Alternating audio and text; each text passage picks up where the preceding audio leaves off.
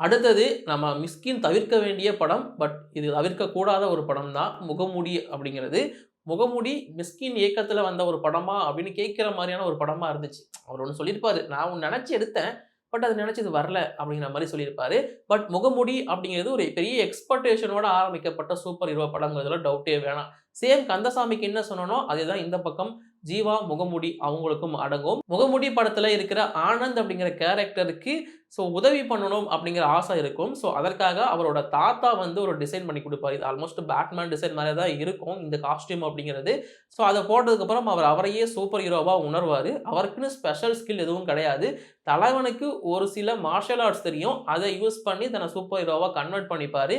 அதுக்கப்புறம் இந்த முகமூடி அப்படிங்கிற ஒரு கேரக்டர் அப்படிங்கிறது கொஞ்சம் டெவலப் ஆகும் அந்த படத்துல.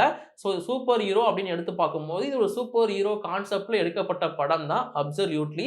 இதுவரைக்கும் நான் சொன்னதெல்லாம் கூட சூப்பர் ஹீரோ அப்படின்னு சொல்லி எதையும் எடுத்திருக்க மாட்டாங்க.